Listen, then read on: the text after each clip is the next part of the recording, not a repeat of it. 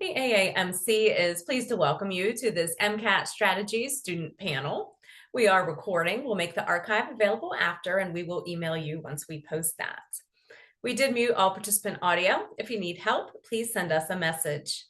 The presentation includes time for Q&A. You may submit a question at any time by clicking the Q&A button at the bottom of your screen. It's now my pleasure to welcome Lauren Bowser. Lauren.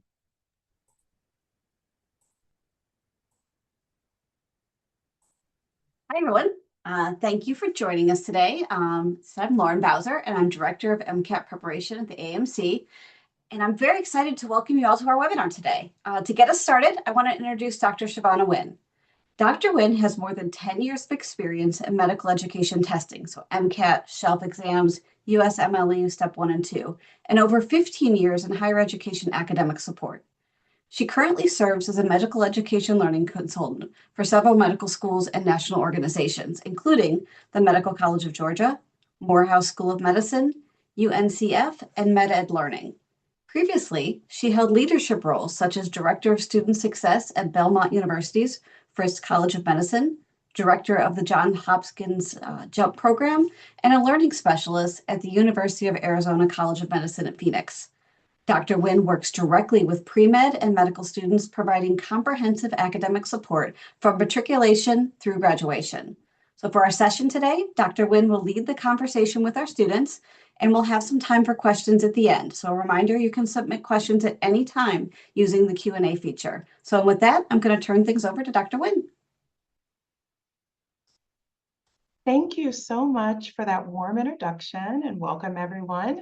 Tonight's session will be structured as a relaxed chat where you'll hear honest reflections, practical strategies, and real lessons learned from students who have navigated the MCAT process successfully. I'm thrilled to be joined by three outstanding students who each bring a unique MCAT journey and perspective to the table. Let's begin with introductions. Macy, we will start with you. And then Macy, will start with you. Please share a little bit about yourself and your MCAT experience. After Macy, we'll hear from William, and then we'll hear from Vanessa.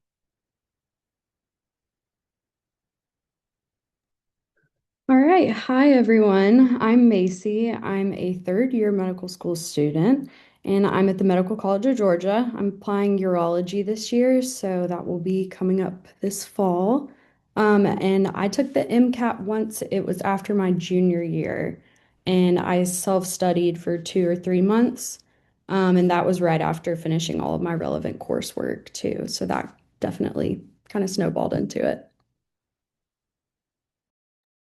Hi, everyone. My name is William. I went to the University of Virginia for both my bachelor's and master's, where I studied biomedical engineering. I've been accepted into medical school this cycle, so I'm starting in the fall, though I'm not sure where I'm going yet. And right now I'm interested in going into cardiology, though that could change in the future. And I took the MCAT once, right after my bachelor's degree, and I self-studied for about 3 months. Hi everyone, my name is Vanessa. I went to Boston University for undergrad. I'm currently a first year at Robert Wood Johnson Medical School, and I'll be graduating in 2029. Right now, I'm leaning towards OB-GYN, but we'll see if that changes in the future. I took my MCAT twice actually, so that was a very unique experience. Things went a little longer, and both times I studied about 10 weeks. All right, thank you so much for that introduction. And Vanessa, you talked about things going a little longer. I think that's a great segue into our first topic, which is going to be overall goal setting and test date selection. So if you can talk a little bit about that. Yes, so I kind of asked myself the questions both times around, how can I improve from my baseline? The first time around, my answer was doing some content review. And then the second time around, I recognized I needed to improve on my question answering skills.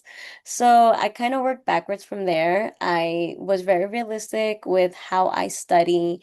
Um, you should ask yourself, do you procrastinate? Do I not procrastinate?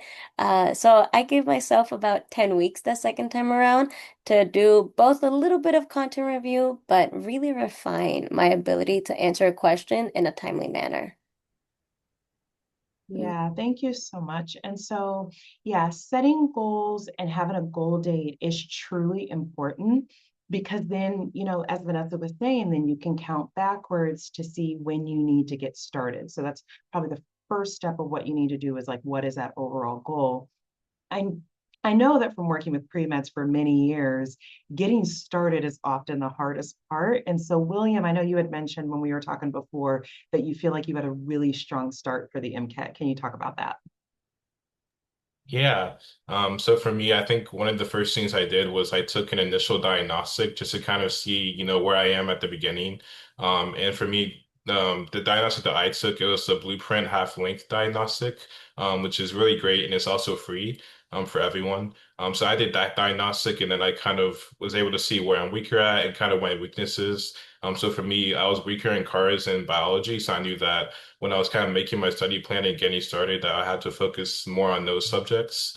And I also was able to like talk to an advisor and she was kind of able to help me kind of lay out a study plan from there, kind of based on also my time commitments. So I think that that's another important aspect of kind of knowing how many days per week and how long can you commit to actually studying. And so kind of think doing that initial diagnostic, knowing your weaknesses and kind of knowing your time commitments is really important to really getting started effectively.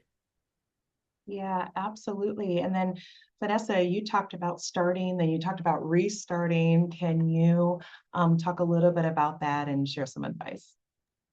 Yeah, so actually that second time around when I had to go and retake the MCAT, I involved my family a lot with setting a new goal date because I was living at home. And I kind of like outlined the things that I needed to improve on, identified my weaknesses with them, and I spoke with them about ways I could improve. And we decided that it was best for me to step away from work, to step away from other activities so that I can get started on this MCAT journey again. And they were very supportive and they did the best that they could to just ease that journey.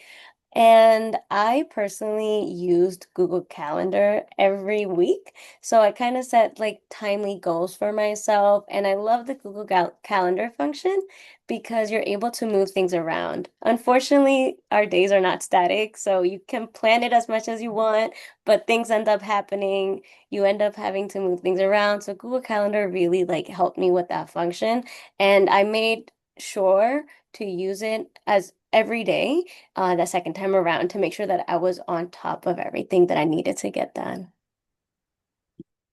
Yeah, it's a great point when you talk about setting up a study plan, right? Because that's one of the most important aspects of getting started. You have to know, what do I need to get accomplished? Um, Macy, as someone who's taken now many medical education standardized exams, if you reflect back to your study plan, what kind of comes to mind? So overall, the study plan is just you can't beat it. You've got to use it whether you're a procrastinator or not. Kind of having your head on straight and having goals over time is the best way to do it. And yeah, having taken like more exams and tougher ones, they're coming. There, it that holds true for that too. And I wish that I could take the skills that I've learned here and go back and apply it to the MCAT, so it would have made everything a lot easier. But it's not about doing everything, it's just about consistency. So there's a point where you're gonna have diminishing returns. So you can't really just have marathon days and then have days where you don't take any time to look at the material or do any questions. So as far as like a study plan or a study schedule goes, there's plenty of ways to do it. I think the Google Calendar was a fantastic idea. I pretty much do that now. At the time, I was working with kind of a lot of financial constraints, and so that would have been a great option, as opposed to like something that you pay for, like a study course, more like regimented. I ended up using a book. I just used a Kaplan book and went through it, and was just consistent about how much I got through a day. So, um, yeah, I kind of treated that like a schedule. Okay, great. And then William, you had done something a little bit different than like kind of what Macy did. Can you talk a little bit about that? Yeah, so for me, when I was kind of setting up my study schedule and my study plan, I think one of the most important things was that I really did practice questions from day one. And so I think that that was really important aspect of my study plan. I think that's kind of one of the main aspects that really helped me in my MCAT journey. And when I was doing practice questions, the main thing that I use is a platform called UWorld. And so UWorld is really great because it kind of divides the MCAT subjects into, the different subjects. So they have, chemistry, they have biology, um, and they have all these different MCAT subjects that you can go through and study. And they also kind of divide up by topic. So for me, like when I was going through my study schedule, each day I had a specific topic that I was studying for that day. And so I'll kind of do the corresponding UWorld questions. And so when going through the corresponding UWorld topics, UWorld is also really great because you can go through and they also give you explanations. And they give really detailed and really helpful explanations as well that can really help you kind of learn from your weaknesses, which I think is one of the most important aspects of be able to kind of improve your MCAT score. And so for me, I think that that was really probably the most important aspect of my MCAT journey, honestly, was just starting practice questions from day one. Nice. So you kind of alluded to this, William, and Macy, you might be able to weigh in on this too. Instead of mixing all of the topics together under like biochem, it sounds like you're kind of splitting things up a little bit. Can you talk a little bit about either one of you, how that was helpful when you were getting started? Yeah, I can touch on that quickly. So I had, like I said in the beginning, just come out of all of the prerequisite courses for school and for the MCAT, like everything. We'd gone through it in depth. And so I really wanted to make sure I wasn't losing anything because obviously you're not taking those all in one semester. So to make sure I did that, you need to mix the chapters and mix the topics that you're doing. You can't just complete all of psych and then be like, I'm done with it.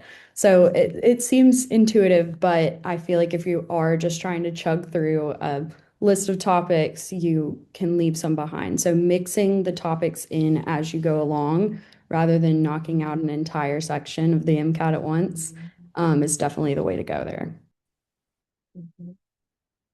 Yeah, and I would really echo everything that Macy said. I also think for me, kind of dividing it by topic kind of made it more digestible because I feel like one of the most hard parts of the MCAT is that it's just so much information. You have 7 different subjects you're being tested on, so many different, content you have to know.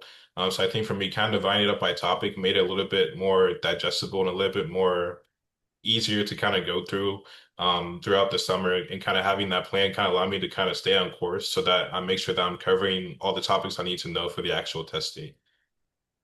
Yeah, absolutely. And I saw some questions come in on the Q&A about, raising your score. So if you're someone that you're stagnant, your score's stuck, try breaking it down into smaller parts of like, what are those smaller topic areas? How are they impacting your score?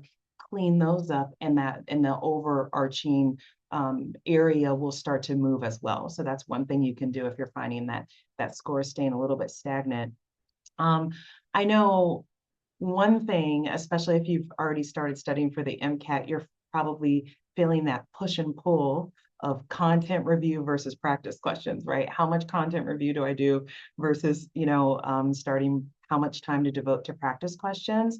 Vanessa, I know when we were talking the other day, you had reflected back on some lessons learned about this topic. If you can talk about that for a minute.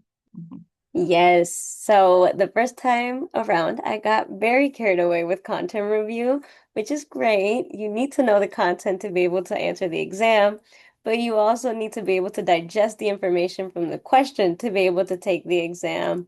So that second time around, I made sure to do practice questions from the beginning.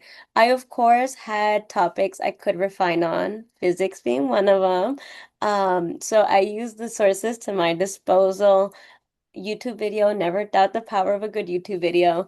But yeah, so I implemented practice questions from the very beginning, and I limited my content review to those first 3 weeks.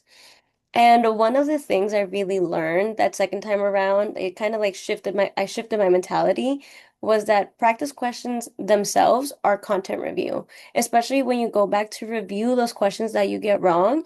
Whatever platform you're using, whether that be Jack Weston, you're using Kaplan books or any other books, if you're using UWorld or the AAMC question banks, everyone offers an explanation on these questions that you get wrong.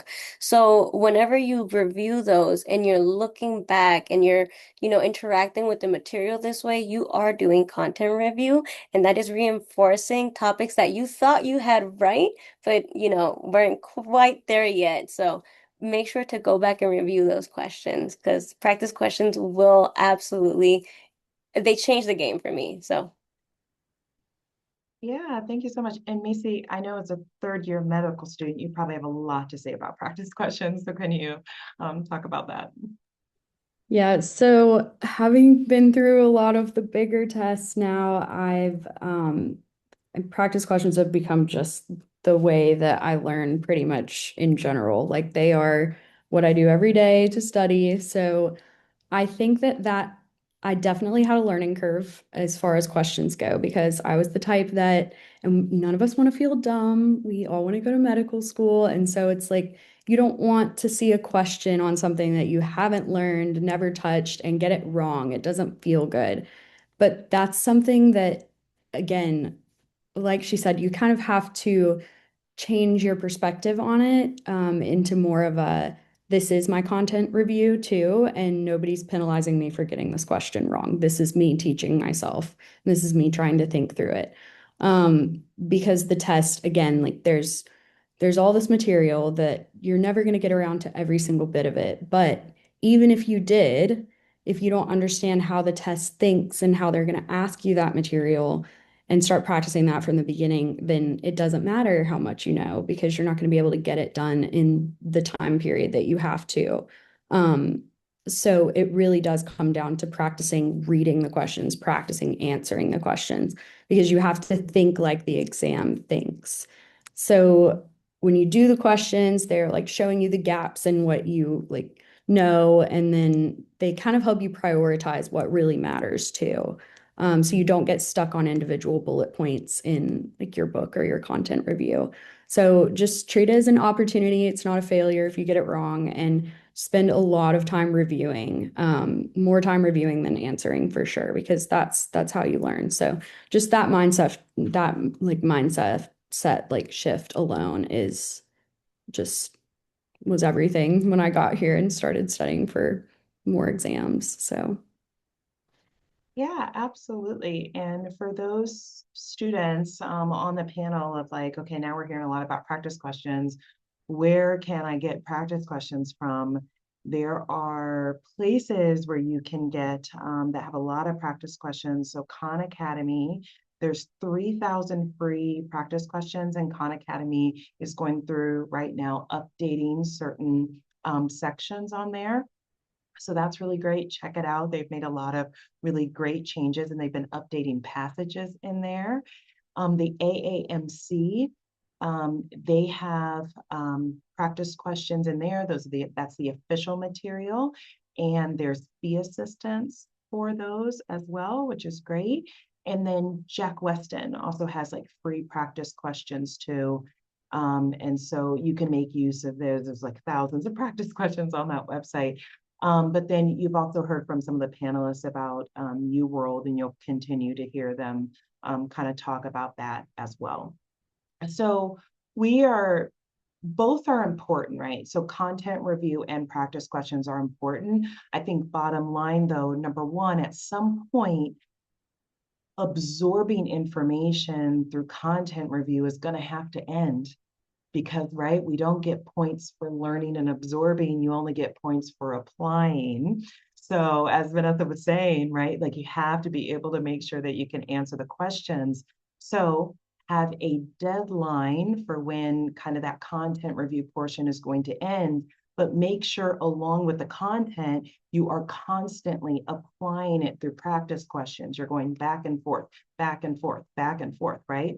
How can you do that seamlessly? Split up all of your studying into subtopics, right? So it's like, okay, today I'm doing amino acids, tomorrow I'm doing fluids, the next day I'm doing light and sound.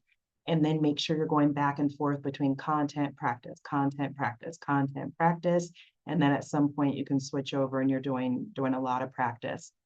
Great advice about how much you need to review that as well. Okay, like those questions as well. And learning from the questions, super, super, super important, okay? Someone once said, well, what if the questions don't provide enough learning? And I'm like, but you're supposed to do thousands of them, right? So everything is being covered. We have to trust that everything's being covered if we're going to answer thousands of questions to then be able to answer 230, okay? All right. So we're talking a lot about practice, practice, practice, practice, and there's one area where we cannot get around practice. You have to practice for it, and that is cars, right? It's the one area on the MCAT where the prereq classes and science knowledge isn't needed. So I'm curious about what was our approach to cars while you guys were studying, and what did you use kind of for cars practice? Yeah, so I think for me, I really started cars from day one, because like you said, Dr. Wynn, cars is something you really have to practice day in and day out. And I think a really great resource for practice is Jack Weston. So we kind of mentioned that earlier, but Jack Weston, they have free passages, cars passages. So I would usually do one passage a day, and then eventually I'll kind of work my way up to like two passages a day, and so on and so forth. And I think the more I was able to kind of do Jack Weston and kind of practice, the better I was able to get at cars and kind of analyze my weaknesses and kind of where I can improve from there. And then from there, I really switched to AAMC cars. So AAMC has a lot of great resources for cars. So I think one is the cars diagnostic tool. So if you do that, that kind of allows you to see like where you are in terms of studying cars and kind of how your strengths and weaknesses in that area. And then from there, they also have two volume packs. So they have volume one, which is 120 questions, and then volume two, which is another 120 questions. So a lot of great practice on the AMC. So I think like those were the two main resources I use for practice questions. And I think in terms of just like strategy, I think starting out, I really focus more on trying to get my accuracy up. Because yes, like cars is timed, but you also have to be accurate while you're doing the time questions. So I really try to focus on accuracy and kind of trying to refine my strategy and kind of how I want to approach reading the passages. And then once I kind of knew a good strategy that worked for me, because there's different strategies for everyone. Everyone reads differently and processes the passages differently. So you kind of have to figure out like what works for you. So once I figured out what worked for me, then I moved on to kind of timing the passages and kind of trying to get my timing down as well. So I think that if I was to give good advice, I think utilize those Jack Weston and AMC resource, and then also focus on accuracy, and then eventually you can move on to timing as well. So being able to kind of see where you're at from the start with cars is good. Some people reading comprehension is their thing. Some people it is not. You probably know if that's you or not already because you've done a lot of school already. But if it's not you, just keep in mind that that's going to be something you have to practice. Everyone's going to have to practice it, but please remember that this is the one that you can't just rote memorize facts. You're going to see new stuff every time you see a passage. So, what they want you to be able to do is synthesize information and not just be able to regurgitate fact. So, you're going to have to really sit with it and understand why you got an answer right, why you got an answer wrong. And it takes a lot of brain power. So, I personally recommend doing cars when you're fresh. I know that it did not help me to study all day or go to school all day and then sit down and try and do hard reading comprehension. It did not work well for me. So I learned to do it when I was fresh, do it in the morning or do it when I first sat down to study, just so I wasn't brain fried, because that is real. So I think that that was the biggest thing for me that changed how I started doing on those. And yeah, just repetition, getting comfortable with reading a passage quickly. And like William said, that comes with doing it from the beginning. Do not wait to start practicing cars, even if you think reading is your strong suit. And you have to start from the beginning. And if it is your strong suit, then it should be one of your higher sections. So working on it is going to help you no matter what from the start. Just consistency with that. Yeah, so to echo what Macy was saying, at the very beginning, I also started doing it in the morning, doing it when I was at 100%. However, that first MCAT taught me that I am not at 100% after taking the chem and physics section. So as I progressed through my 10 weeks, I eventually started doing some CART passages late at night when I was completely brain dead. But I was using and implementing strategies that I had used earlier that morning. So I started like reinforcing it and kind of teaching my brain, okay, this worked in the morning. Let's keep that up now and see how I do. Obviously, the first couple of times it didn't go well, but with practice, that gets better. And I would also encourage everyone, this is what I did. I eventually built up my passage stamina. So I started off with like 2 passages a day, then I built up to 3, then 4, then 5. And then basically 2 weeks out of my exam date, I was doing 6 to 7 every session for cars. And I always did one at least at night to make sure that I was, even when my brain didn't want to do anything, I could still get it going so that after that chem and physics session, I was still using my, or still able to answer all those cars questions. Yeah, really, really great CARS advice. And again, you want to make sure you're prepping with really high quality CARS passages. The AAMC, as William was talking about, lots of CARS practice there. Khan Academy also has free CARS passages that you can practice with. I know there's some freshmen and sophomores who are on this webinar right now. And if you're chomping at the bits of like, what can I do to get started? And you just need something to make you feel like you're getting your head in the game, there's no harm in going on the Khan Academy website and doing some cars practice, right? Like this summer, very low hanging fruit just to kind of see how it is and test things out completely free. And then Jack Weston writes a free cars passage every single day as well on the website. Make a free account and you have that just to get some ideas about what that's going to be. But yeah, practice, practice, practice for day one. As I said, don't put it off, okay? So a lot of this is coming down to just staying consistent, staying consistent because being consistent breeds results, okay? So for all the other areas, like when we talk about consistency, we know that repetition is going to be extremely important. And a great way to incorporate repetition is spaced repetition. So for those of you who aren't familiar with what spaced repetition is, spaced repetition is the practice of revisiting material at planned timed intervals so that each review you're strengthening your memory and you're going to make the information stick long term. Okay. So, William, I know that you're a big fan of spaced repetition and you incorporated that into your study plan. Can you talk a little bit about that? Yeah.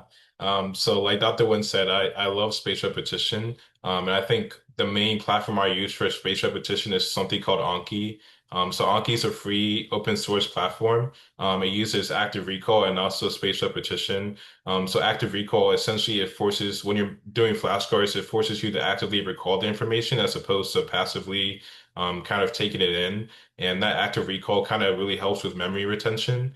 And so I think, one of the big things with the MCAT is that it's a lot of information you have to know. And even if and when you have to know the information, you also have to be able to retain it so that you can then apply it for the practice questions, right?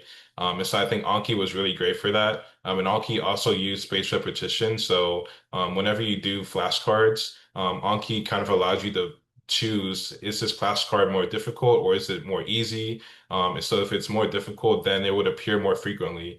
But if it's easier, it would appear less frequently. And so that was also a really great resource. I kind of optimized my studying time. So I was able to memorize lots of information in a shorter amount of time.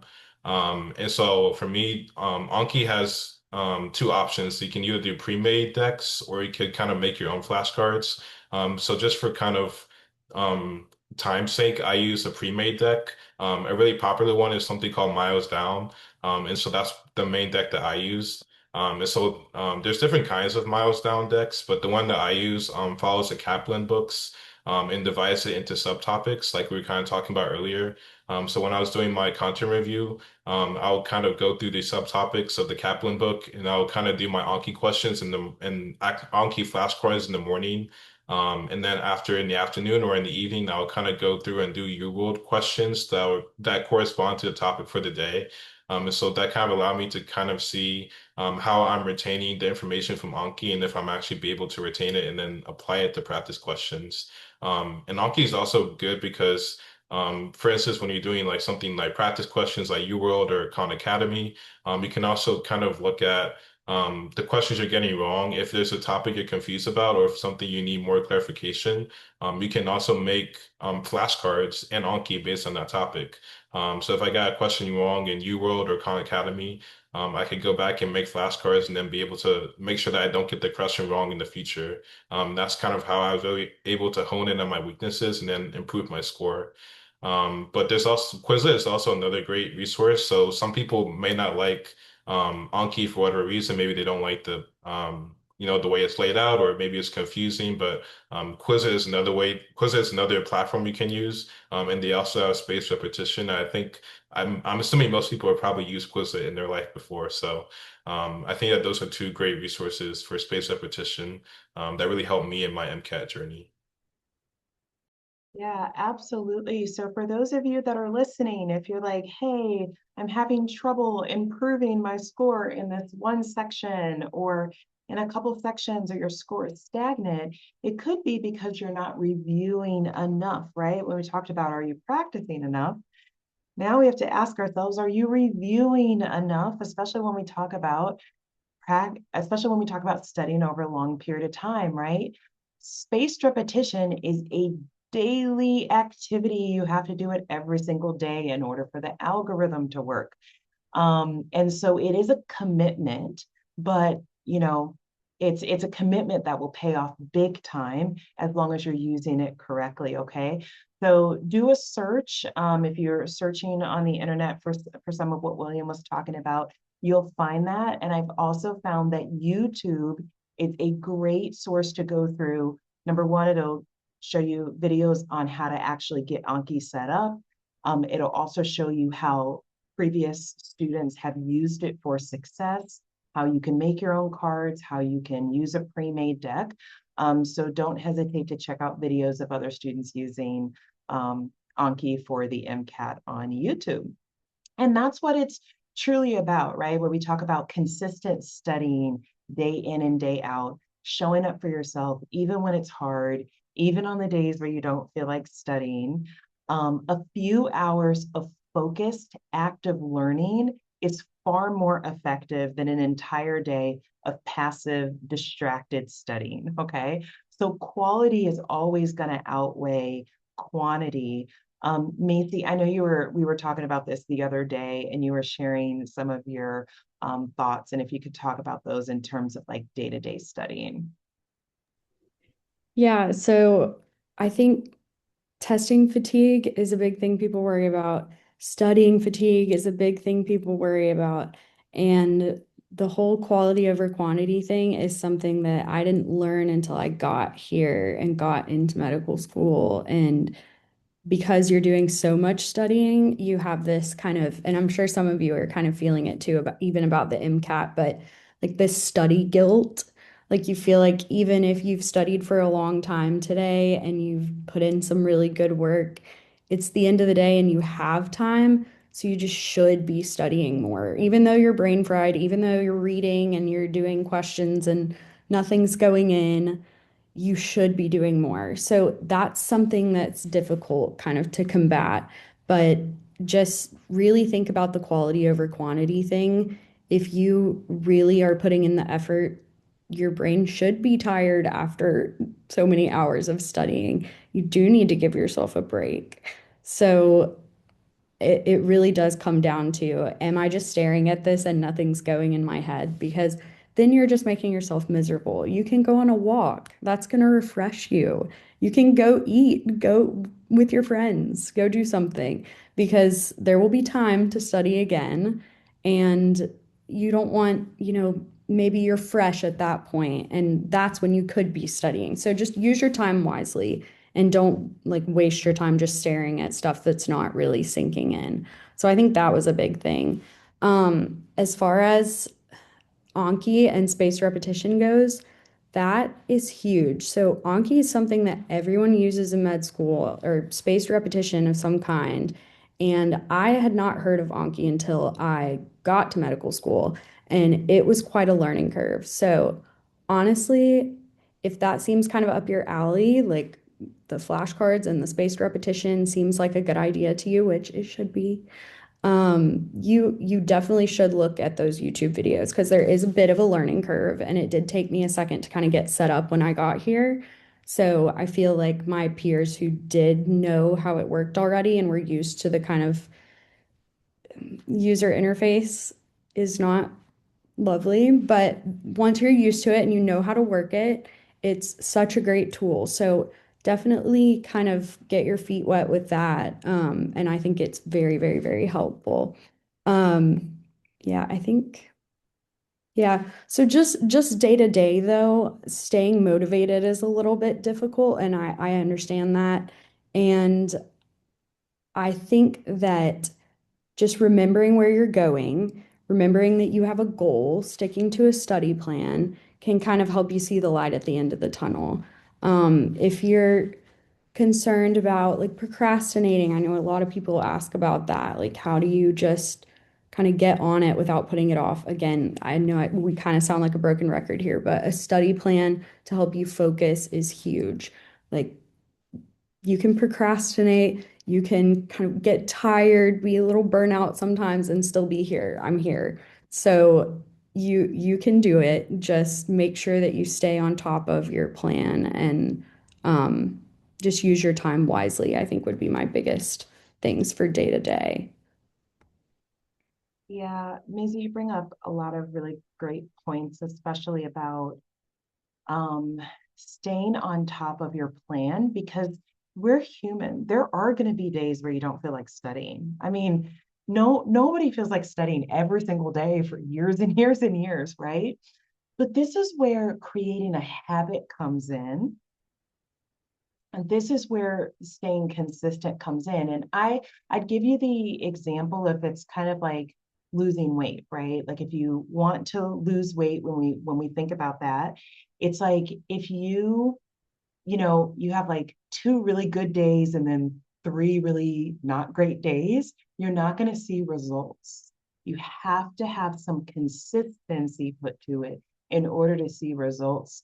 And that comes from really the day to day. So the more you can create a habit, the more you can do the same thing every single day, the more you can inform your friends and family, hey, for this season in my life, this is what I have going on. So I'm not available for a pop-up dinner or a pop-up trip.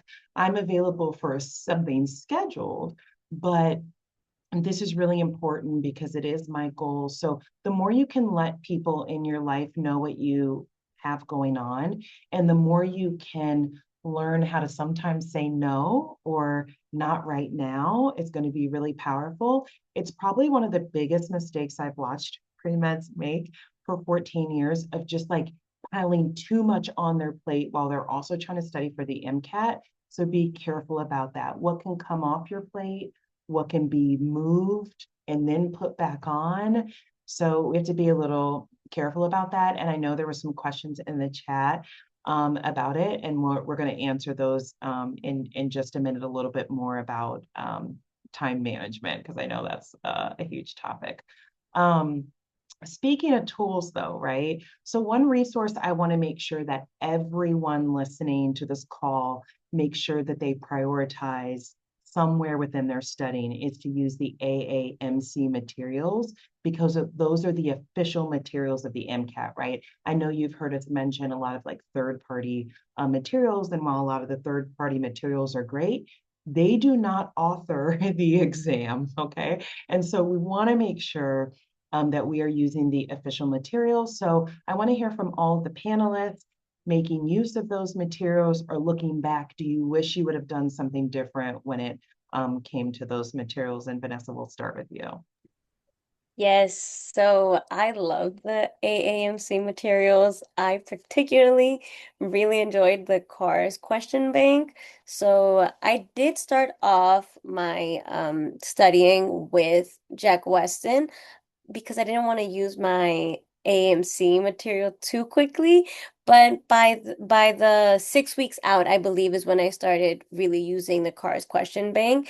And it got to a point where that's all I was using. That's all I was seeing.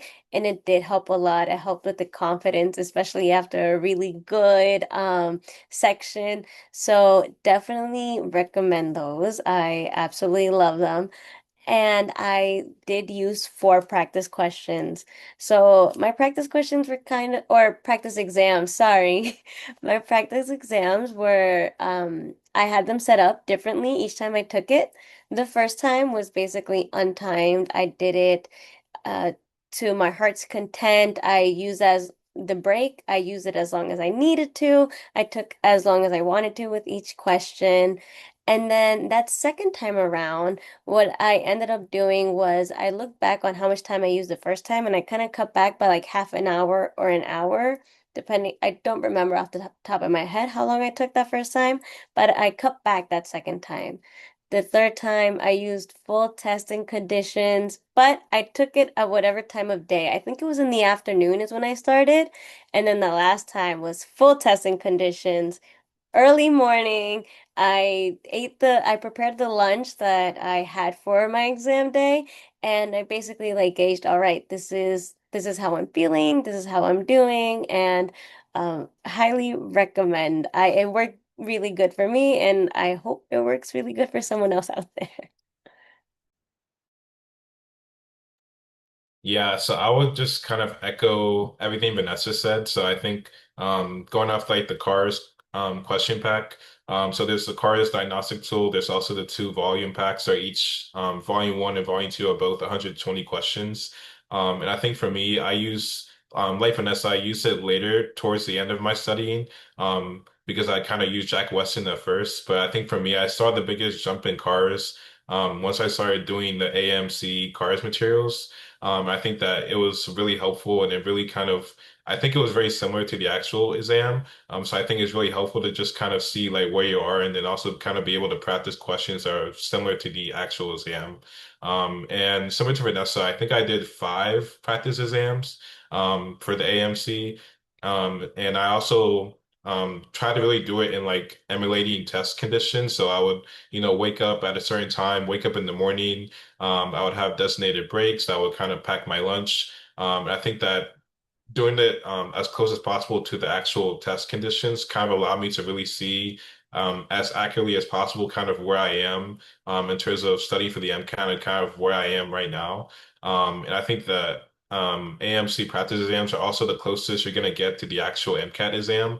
So I'll definitely like take it very seriously and like really try to emulate test day conditions because I think it's really important.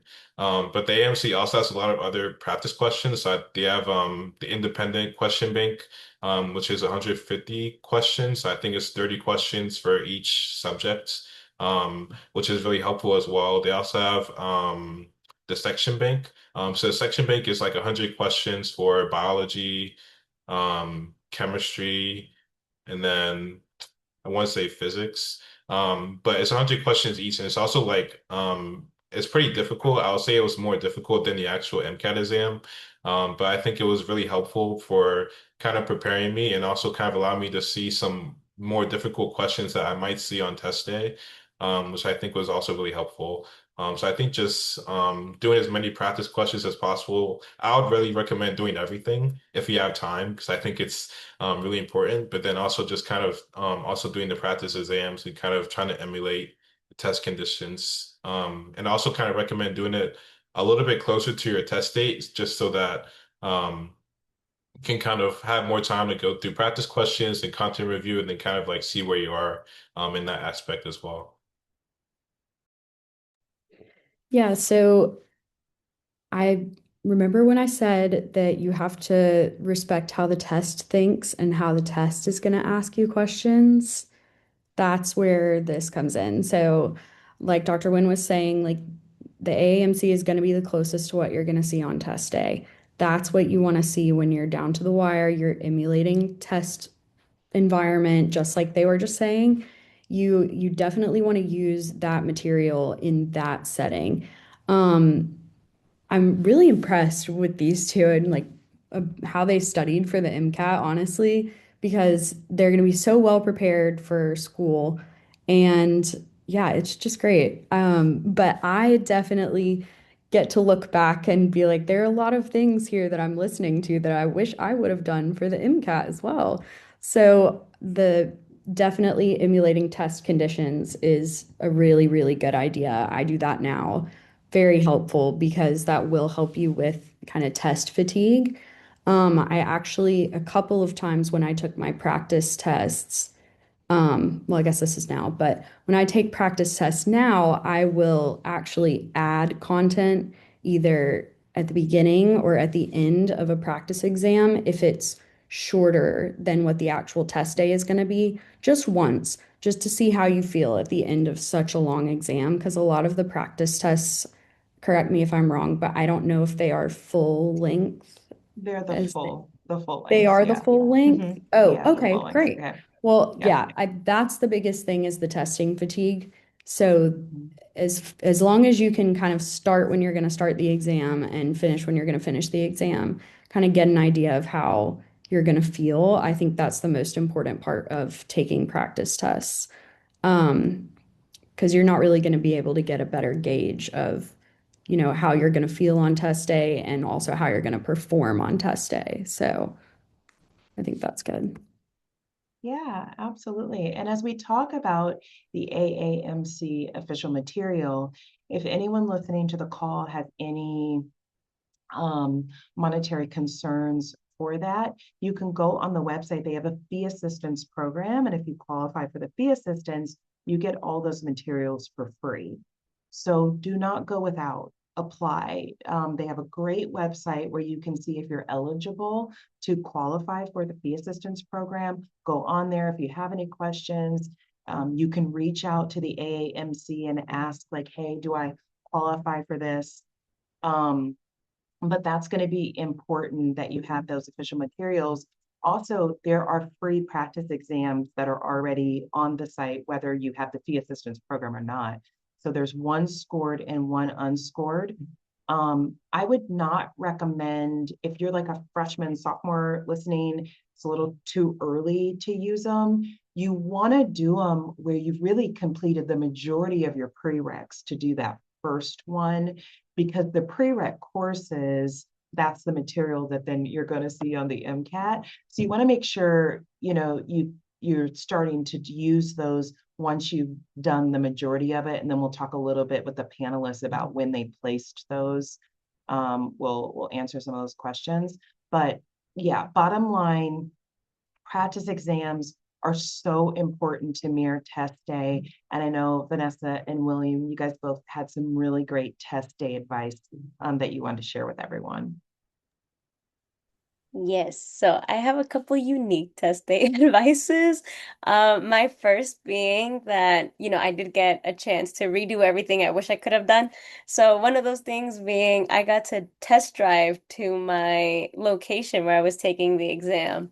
There's something about doing that test drive, especially if you're not familiar with the area where your exam was, which both times I was not. And that second time, I really did get to do that test drive, and doing it kind of like offloaded something. I'm not sure if it was just the jitters or if I needed a good car ride, but it definitely helped. Um, in the day of the exam, I was just, everything was familiar. Nothing was new on top of, the fact that I had to take this really long exam. And then something else I did was ensure that I had gas the night before, because the first time around I forgot to put gas. And then that, again, a little mental load, but on a really important day, that's enough to just kind of put you off a little bit. So I tried minimizing that to as much as I could that second time around. Something else I had done was I had created a little cheat sheet for me to look through. And whenever I had a chance on my drive there, I was like, oh, I recognize these equations, I recognize these conversions. And that kind of helped with my confidence, because like I, it was my second time around, and there's like a little bit of, oh, I have to take it again. But like I knew what I was going into, and I was much more confident that second time around.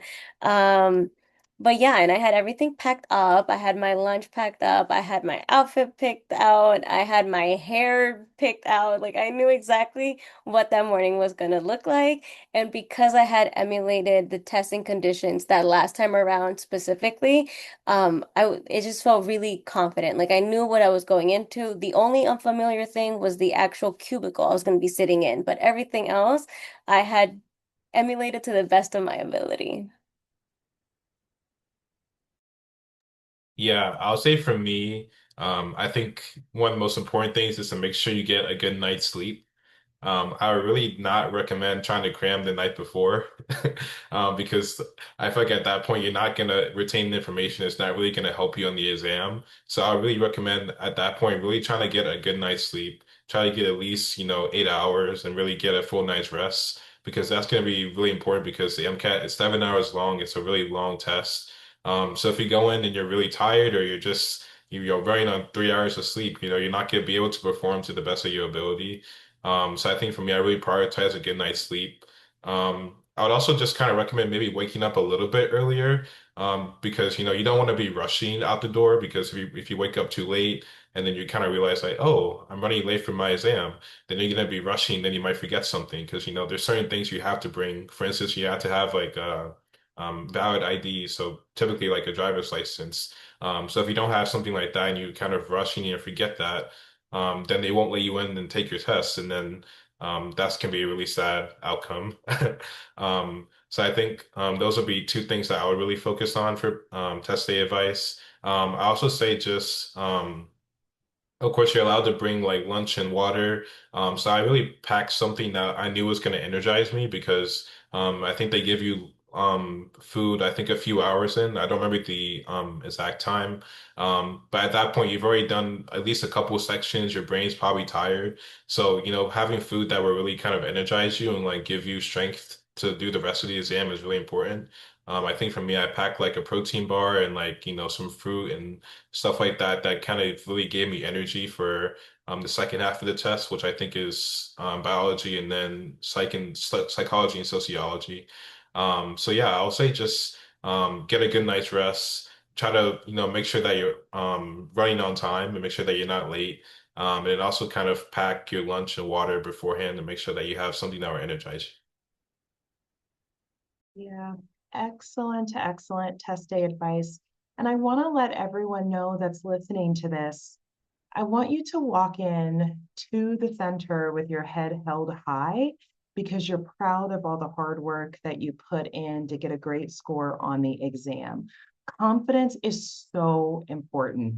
It is so, so, so important. I know Vanessa and Macy, we've had a lot of conversations about how important confidence is on this journey. If you guys could talk a little bit about that, that'd be great. Yeah, so my biggest advice, and this is what I told myself every day, is trust all that time you've put into refining your skills, all that time you spent learning the material and doing the practice questions. That's why you're doing them, so that the day of the exam, it feels like, just another day of studying. Um, don't let that day be the date that you doubt yourself. That's why we do practice exams beforehand, so that you know what it feels like and you know what you're walking into. And just your brain is so much powerful than you think. So trust that it's in there somewhere. And if you're really confused, just go with the best possible answer based on all that studying that you've done. I cannot emphasize that enough. You're spending all these hours studying. It's not going to give up on you the day of the exam. So do not waver. You've done all that you could do. And just as Dr. Wynn said, keep your head held up high because you made it that far. And this is just another day of studying. I love all of that, Vanessa. I think that's so great. And that's exactly how you want to feel when you walk. Like I've tutored for years. I tutored the MCAT, I tutored in college, I tutor here. And the biggest thing is once you figure out how to learn and you have that material in your head, which there's not a quick fix. Everyone learns differently. So I'm sorry if you came on here looking for like a day-to-day study plan with the exact materials and everything. Everyone learns differently, so you will have to figure some of that out yourself. But once it's in there, Vanessa's so right. You will go in and you'll be stuck on a question where I just feel like I don't know the answer to this, but one of the choices is calling your name. That's because it's in the back of your head somewhere. Go with your gut. Do not change your answer unless you remembered something specific from yesterday, specific fact that you saw that you had just forgotten, just a little memory lapse for a second. Oh, I know for sure that now that I remembered this one fact, I can change this answer. If not, do not change it. Your gut was right the first time.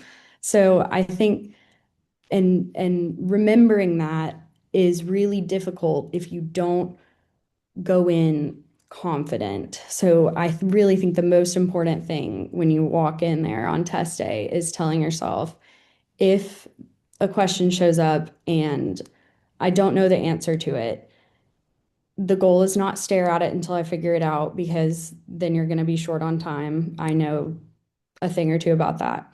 The answer is go with your gut if something's calling to you, and remember that if you don't know the answer, you can figure it out.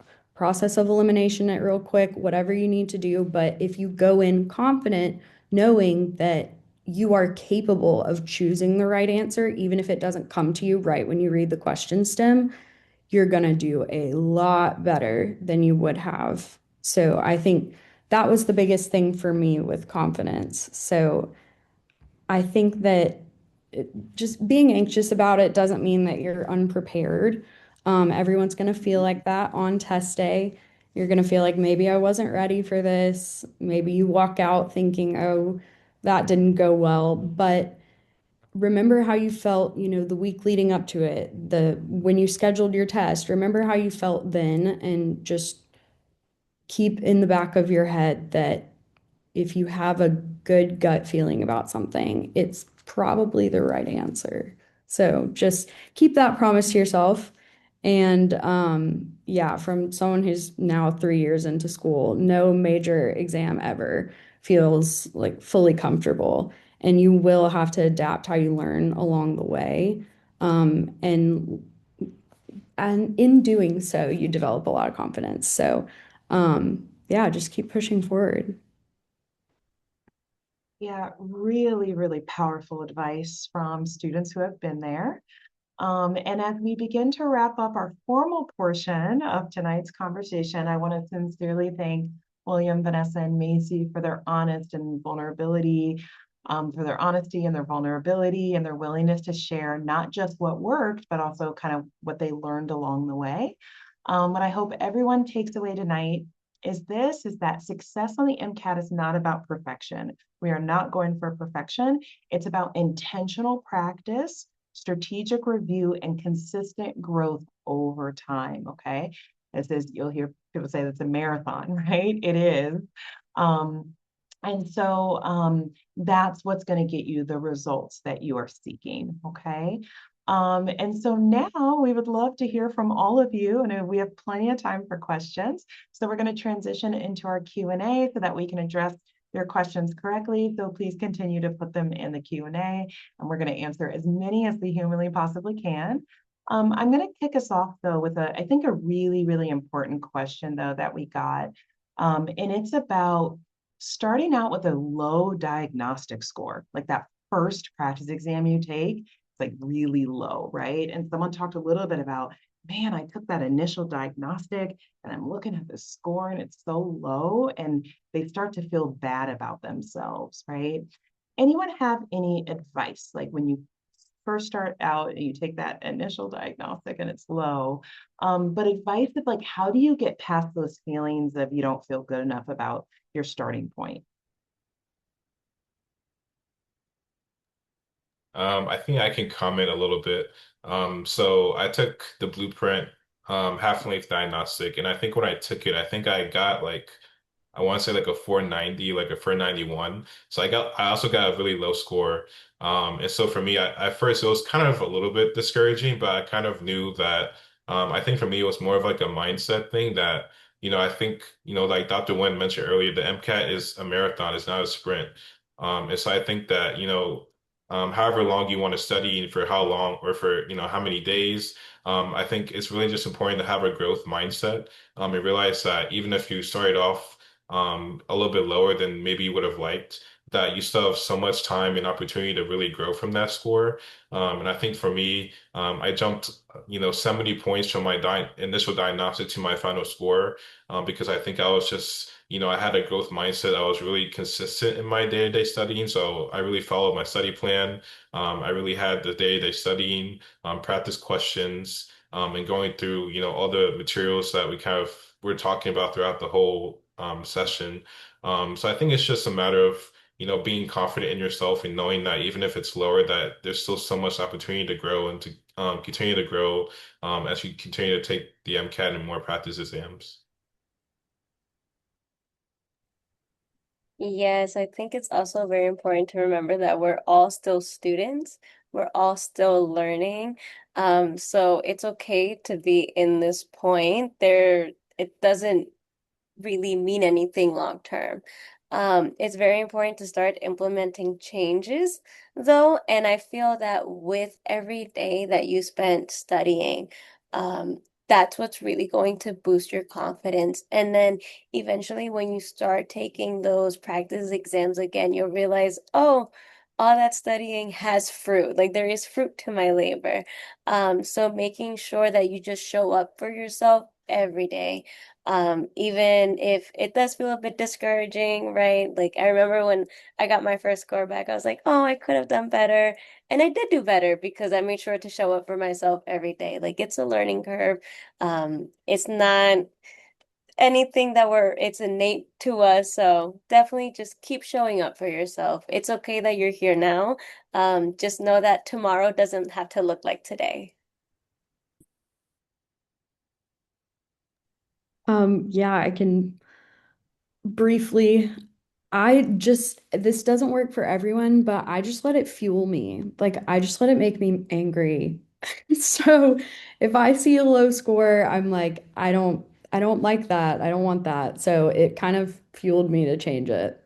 But that doesn't work for everyone. So they said a lot of fantastic things and just figure out what works for you and just, yeah, keep your eyes on the goal.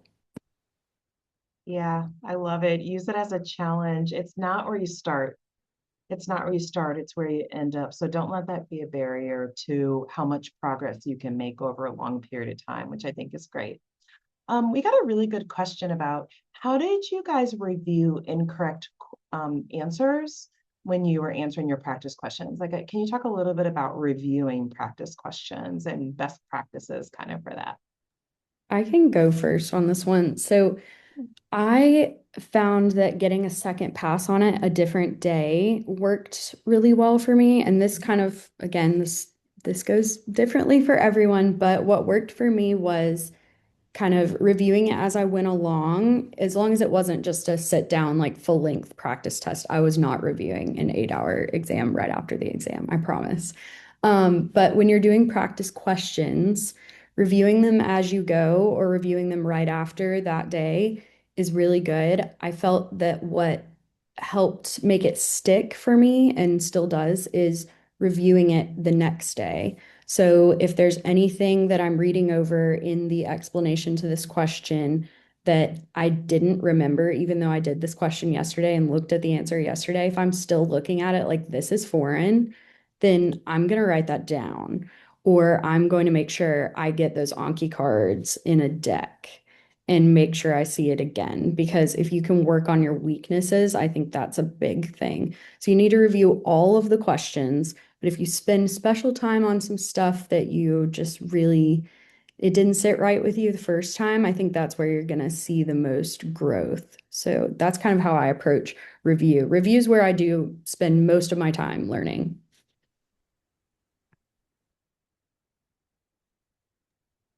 Yeah, I would say for me, I think I try to categorize why I missed the question. So I think when you're reviewing questions, I think there's kind of two different ways you might be able to miss the question. So I think one way is that sometimes we just make dumb mistakes. Sometimes maybe we accidentally picked the wrong answer. Maybe we accidentally we knew the concept, but maybe we made a dumb mistake in applying it. And then other times it's that we actually just didn't know the concept and that we actually just didn't know the information. So I think kind of knowing why I got the question wrong was really helpful and kind of helping me categorize and kind of make a plan to review it. And kind of like Macy, I would also just kind of review it over time. So, revisiting it the next day was also really helpful. And I think sometimes even redoing the questions was helpful. Because sometimes if you can redo the questions later when you maybe don't remember them, then that can also be really helpful just to kind of help with that. Just to kind of see if you've actually improved on those weaknesses. And I also think one thing I also used was Anki. I think so if I didn't know a concept or if I didn't know the information, then I'll just make it into an Anki flashcard, or you can use Quizlet or so many different other platforms. And that really helped with like my memory retention and then be able to kind of making sure that I know the concept in the future, so that I don't miss another question with a similar concept.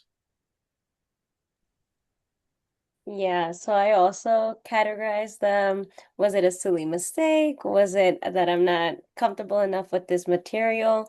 And I guess it depended on how many questions I got wrong. If it was a handful of them, I would really focus on Anki and getting those cards, looking at those cards.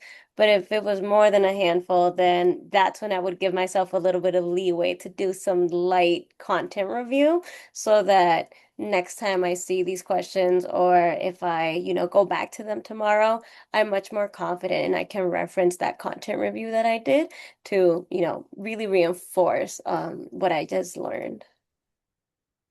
Yeah, excellent advice. There's another question in the chat about how do you recommend keeping track of the questions you're getting wrong? And if you're using a bank, like an electronic question bank, that's going to keep track of it for you. So there's in each, like if you're purchasing a bank or AAMC materials, it'll actually keep track of what you're getting wrong, and then you can look in there and see your percentages.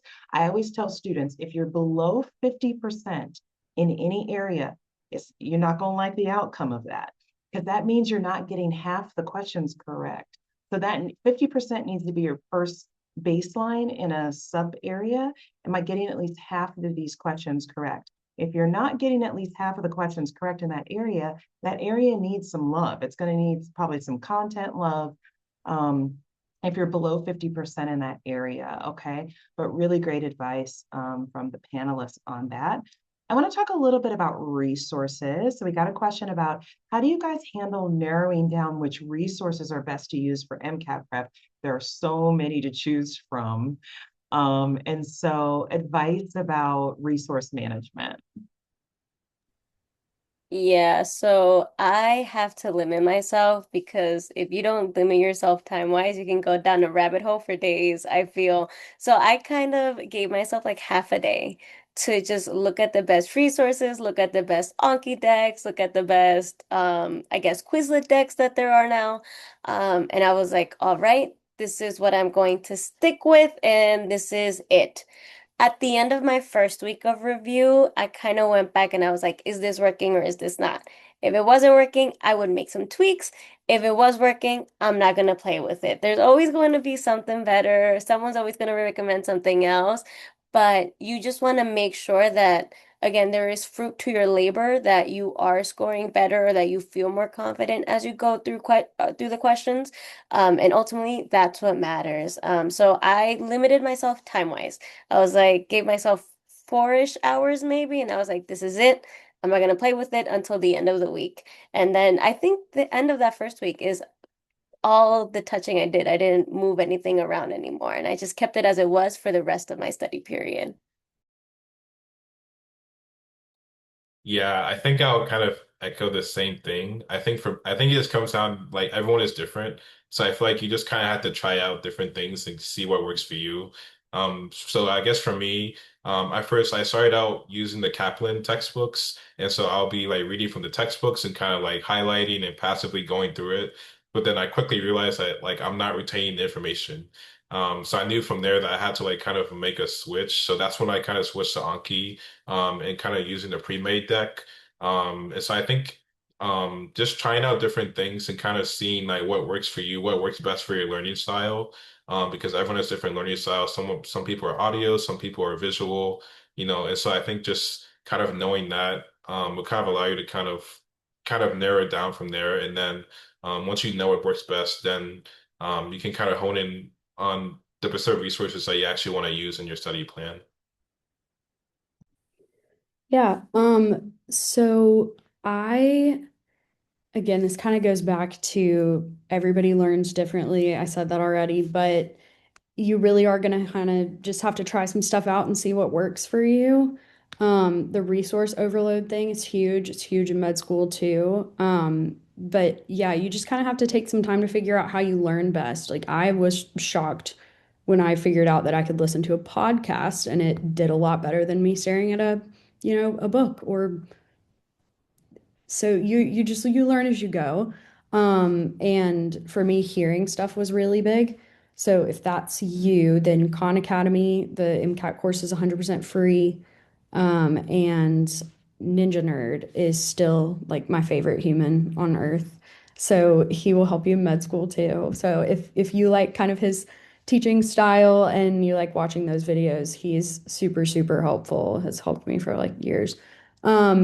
But beyond that, with resources, I feel like a lot of people's thing too is kind of money, and money can be a constraint on like what resources you get, and it can be a constraint on kind of your time that you get to study for the MCAT.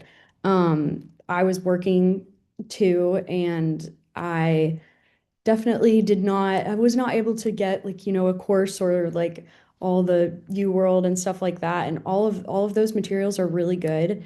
If that's something that's just not an option for you, is paying a lot for these courses, it's expensive to just take the MCAT. That's the boat I was in.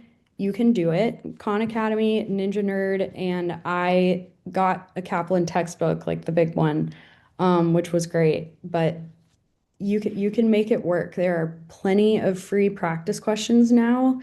You have all the AAMC materials at your disposal, and there's a way to do it, even if that's kind of a constraint for you.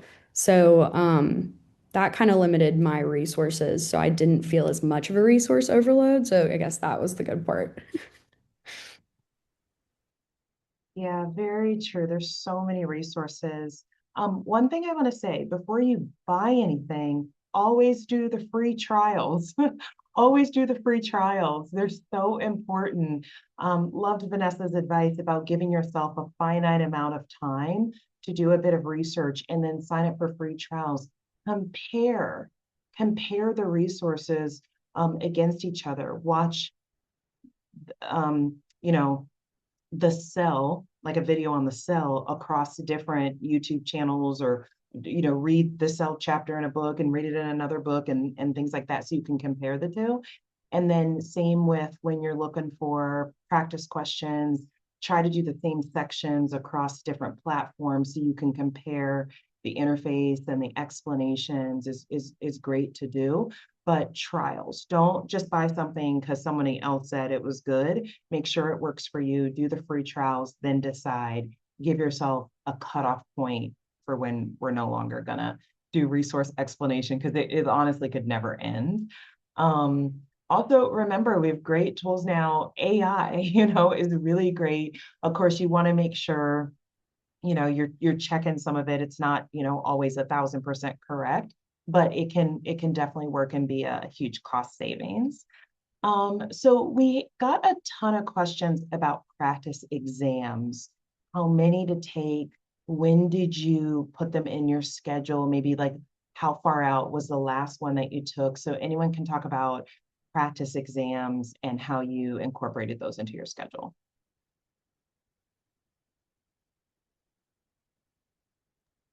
So for me, I started out trying to take them a little bit earlier, just because I think it was important for me to, because the MCAT is a really long test, it's 7 hours.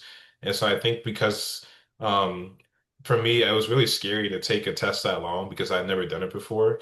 So I think for me, I was trying to really figure out and kind of be able to build up my fatigue and kind of be able to build up my test endurance so that I can actually be able to sit through this long of an exam. So I think I started out doing some third-party exams. So I think there's different third-party exams out there. You can try different ones to see what works for you. But I think I use like Blueprint. I know there's also Kaplan. There's a lot of different third-party exams that you can take. Of course, it's not the official AAMC material, but it can be helpful just to kind of get some experience with actually taking actual practice exams. So I think I took it, um, I don't know the exact time, like maybe, a month in or like 2 months in. Um, and I studied for self-study for 3 months. And I took all the AMC practice exams towards the end of my actual studying. So I did that. I think I took my last AMC exam. I want to say like maybe a week or two before the actual exam, just so um, I'm taking as close as possible so that I kind of know as accurately as possible, like how am I actually doing, so I can get an accurate assessment of how I might do on the MCAT. And I think that as the AMC releases new exams, they're actually the newer exams are usually a little bit closer to how the actual MCAT is going to be. So, for instance, if you take practice exam one like 5 weeks out, compared to practice exam five, 2 weeks out, your practice exam five was probably going to be more indicative of your actual score. So I think trying to do that, do it in chronological order is also a good idea. But I think for me, I think definitely do as many as possible. I think it's really helpful for practice and just building up your endurance and kind of um, knowing where you are in terms of your score and everything. Yeah, so just to echo that, I think I took my first practice exam 4 weeks into my study period just to gauge where I was at. And it really helped with the endurance and everything. But I did take that first practice exam untimed. So I took as much time as possible to answer the questions. If I didn't know them, I still make sure to answer because if you don't know, just make sure to put an answer down. And then I took as long as I needed for my breaks. Um, and then I think I started doing it every 2 weeks up until the week of my exam. I did not take any practice exams the week of my exam. I did it, I think, the Thursday before because I did it on a Friday. So I basically gave myself that week just to fine tune the smaller things that I knew I could actually make an impactful change rather than try to learn a whole new content because uh, I didn't want to overload. I wanted my brain to be fresh, to be calm, and to reinforce what I knew rather than stressing myself out over some. And if you stress yourself out, chances are you're gonna freak yourself out, and you don't want that. So that's what I did. Yeah, great. Yeah, I think I don't have a ton of tips on this, but definitely saving the closest to the test material for last is a big thing, I think. Just because you can use all the other stuff as like learning tools and your diagnostic and trying to figure out where you're at, but really saving the material that looks like the test for closer to the test is I think the best idea. And don't like spoil it for yourself. Don't like start with it and then come back to it and you'll be like, I have a great score. You've seen the question. Yeah, yeah, you've seen them. Yeah. So I have a individual question for each one of you guys that people had sent in, but before we do that, there's just a lot of questions in this Q&A about balancing either like working full time and studying for the MCAT or being in school like a full course load and studying for the MCAT. Um, Tips. I think that the panelists, was anyone working full time while studying for the MCAT? Or like working full time or in school full time, or you had the time off? I was I was in school full time and working part-time job. So yeah, um, it's tough. It's possible, but it's really tough. And I think that kind of working it in where you can is best, and you have to be really motivated to do that. You just do. You have to be looking forward to the payoff when you're done studying for the day, and I achieved that. And you really have to be really motivated if most of your day absolutely has to be taken up by something else. So you have to kind of budget in that you're not going to get the amount of studying in like a month as somebody who, isn't in school full time and working part time. If they're studying all day every day, that's a lot different, looking a lot different than your month that you're taking to study. So you kind of just have to budget that out. And start a lot earlier than, you might if you weren't doing anything. So just, I think you're gonna have to push the date back that you start studying, and just kind of continue to reevaluate as you go and make sure that coming up toward the date that you wanted to take the test, you are making the progress that you need to see. And if you have a lot going on like that, like be forgiving with yourself. Like if you need to move that test date because you don't feel like you're going to walk into the room confident, that is what's most important at the end of the day. So you really need to feel confident that you're going to get the score you want when you walk in. Um, and if that's at the expense of maybe pushing the test a little out, or if you're proactive enough to see this starting a lot earlier than maybe some of your peers, if you are in that position, in the position I was, then I think you can do it. Just kind of keep those things in mind. And yeah, be don't beat yourself up about it if you're not on track on a specific schedule that you wanted to. Just be able and be ready to adapt. And I think just kind of really sticking to it and just being perseverant is going to get you there if you want it bad enough. So Yeah, it's great advice because again, if you have to work, you have to work. Make sure though that when you sit down to study, it's productive. If you know your phone is distracting you, do something to limit distractions, because if you already are on a finite amount of time, then hearing the notifications on your phone and going to the phone, that's actually cutting more into your time, right? Or again, having a conversation with your friends and family, making sure that when you sit down to study, we're not doing a bunch of busy work, that it's active. We're doing active recall. We're not like falling asleep bored because we're reading the same page over and over again. Again, that's an indication that it's not working. Like you have to be tight with your time, or like Macy said, you're going to have to give yourself more time. A lot of times when you're hearing about students studying for 3 months, it's probably because that's all they're doing. But if you've got a lot on your plate, it probably won't fit into that time frame. But that's okay. That's okay, because everyone's going to be different. But I would definitely say limit distractions. Make sure when you are sitting down to study, it's really fruitful. Okay. So I have some individual questions. Number one, William, people wanted to know a little bit more about UWorld, and if you felt like it was comprehensive enough of like, okay, I use that, I know you use that and the AAMC material. And any thoughts about redoing your questions in the bank versus putting them on an Anki card and then drilling it after? Yeah, so I'll say for me, I think UWorld was comprehensive. I think UWorld I think it was the only thing I used for practice questions. I know there's other things like Khan Academy, but I think for me, UWorld worked the best. So I used mainly that and then AMC. But I think UWorld was really comprehensive. I think it breaks it down by subtopic really well. And it has all the subjects.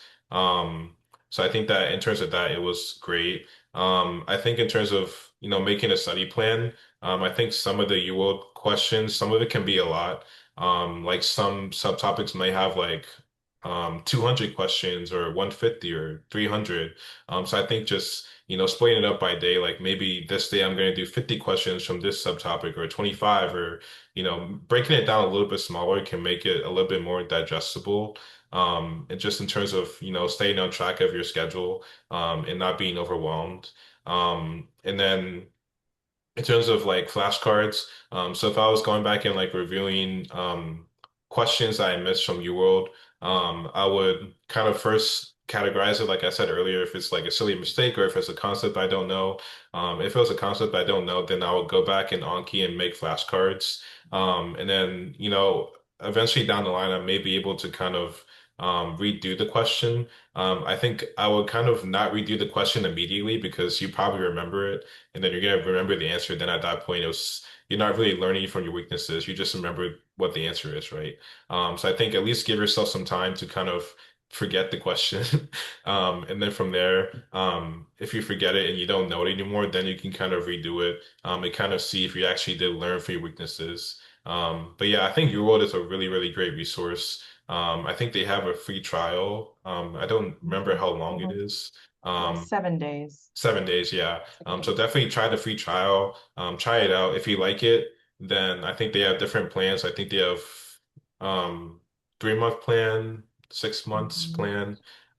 Correct me if I'm wrong, but they have different plans for like however long you plan to study. So for me, I self-study for 3 months, so I chose a 3 month plan. After trying the free trial and realizing that I liked UWorld. But I think UWorld is, very comprehensive. I think it's a really great resource for the MCAT overall. Nice, excellent. Thank you. My question to Vanessa is we got a question about um, after you got that first initial score and you weren't happy with it, and then you decided to retake it again. How did you overcome that? If you can talk a little bit about that.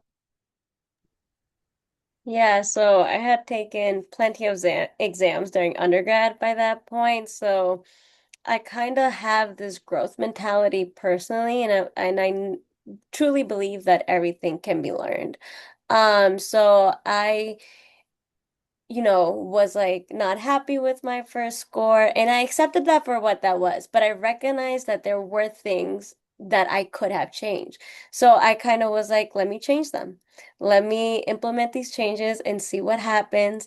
And these changes had tangible effects. Like my practice exams were going up. I felt more confident going into doing mini practice sessions.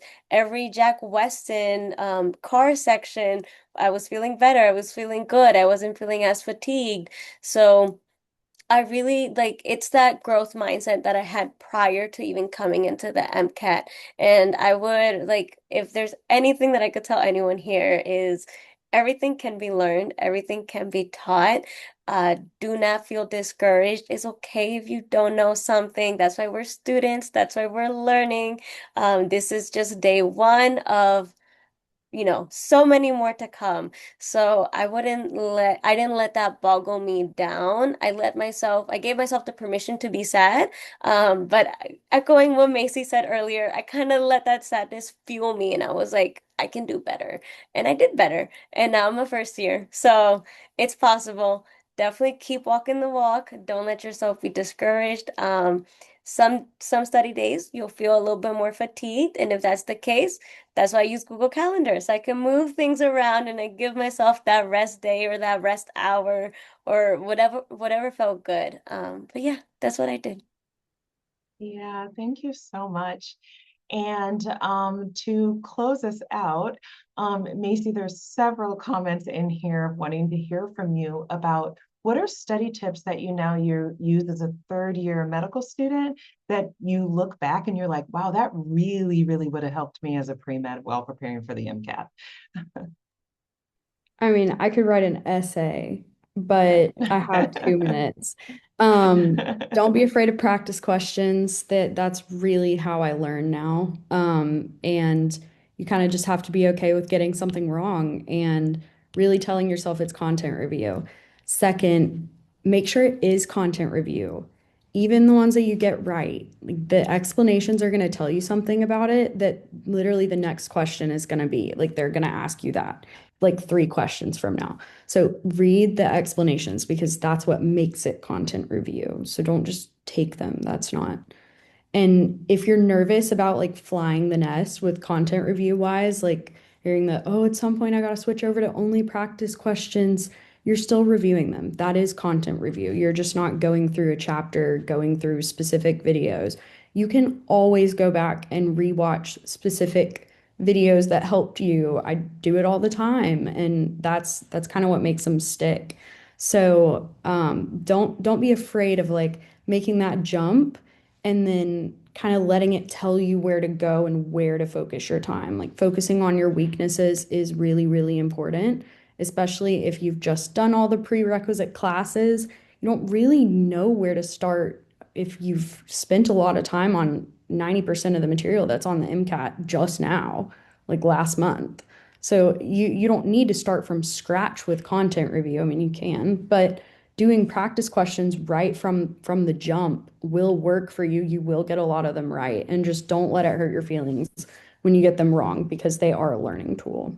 So I think that's the biggest thing. And then also just not studying when you really are not efficiently studying because you need your brain to be at its best. And yeah. Yeah, absolutely. Well, thank you so much to all of our panelists again. We really, really appreciate, they're all very busy, so we really appreciate you guys spending some time with us. And I will now turn it back over to the AAMC and Jennifer. Thank you. Yes, thank you. And please do give us your feedback on tonight's session. An evaluation will pop up on your screen as soon as we close out. We recorded the session and we'll email you once it's ready. On behalf of the AAMC, have a great night.